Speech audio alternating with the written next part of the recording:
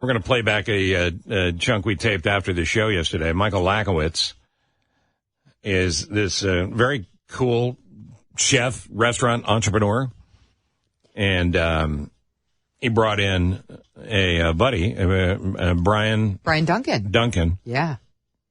Sommelier, and we're talking a little food, wine pairings and stuff. And I just thought you'd like to hear the end of this. We'll play it back for you now, and then we'll continue with Pat Brady after the bottom of the hour on the Steve Cochran Show on the Big 89 WLS. I want to dispel myths and remove the fear factor for people.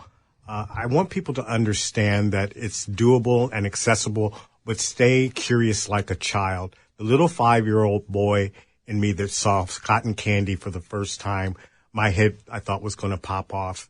I bring that to my profession and how I search for wines. I want something that's classic in terms of it is the variety that it says it is. I don't want a deformity of it. So, Chardonnay that tastes like Sauvignon Blanc or Pinot Noir that actually tastes like Syrah. Mm-hmm. It's an aberration. It's not representative of what that grape variety is.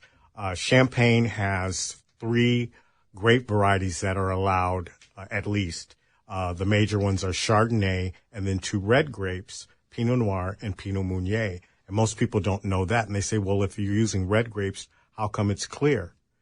Well, all wine in the world would be white if they pulled the skins away after crushing it. Because if you ever think about what the pulp is like, it's the color of like a inside of a grapefruit, right? Yeah, it's absolutely. not red. The color comes from extended skin contact. Wow, that's interesting. And but I'm concerned there's going to be a test now. He's teaching us too much. We're going to know all this stuff, and if we don't get this right, we don't get to keep the booze in the food. So take me through the champagne part of this, because you actually could tell us champagne pairings with popcorn? Yeah, again, we were talking briefly or mentioned that champagne is sparkling wine are the most prolific wines with food. The reason is because, back to that original test, it's the acidity. So when you hear people say wine is meant to cleanse the palate, there is nothing more cleansing than that, those bubbles. Those wonderful minuscule bubbles. Scrubbing bubbles. It's like giving your mouth a shower. Yeah. I used to joke with people. I give you a sparkling wine or champagne at the beginning of the meal or event because I don't know where your mouths have been. Wow, yeah. It is like the cleansing of the palate. That's so weird. Sure. That sounds like something Michael would say. And said it on the way in. And I leave it there. I love that. But I love the fact that champagne, you're kind of like quashing the myth that it's only for, a toast at a wedding and then you begin the meal. Yeah. No, it can be paired with anything. Popcorn, steak, fish, whatever. They're shocked at some of the pairings that we come up with. It goes with spicy food. It goes with Asian cuisines, all kinds. Okay, give me an example. Yeah. Give me an example. Like well, let's do popcorn. You got popcorn here. Let's do popcorn. Popcorn. It's not over by me. You go ahead and grab at it and just try it. Have some popcorn. This is a ranch-flavored popcorn. Here, Steve, I'll pass this to you. No, I can't. I'll be choking while I'm actually trying to speak. Pass that to Tom. Popcorn coming your way around the studio here.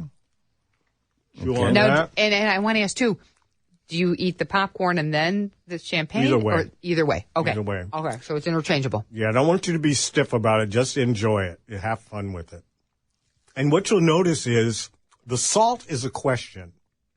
So do you want to elongate the saltiness? No, nobody wants that. You want to correct the salt. So the champagne is the answer? The fruit flavors in the champagne are the answer to the question that salt gives to your mouth. Wow. It's cool. The mixture as it goes together. Yeah. Oh my God. Okay, but could I exchange pretzels or chips or pretzels, anything you could salty? Do chips. What goes with Cheetos? Yeah, you could do ham. Anything like that. How about bugles? What goes with bugles? A nice champagne with bugles? Oh, absolutely. Funyuns? You have the same elements.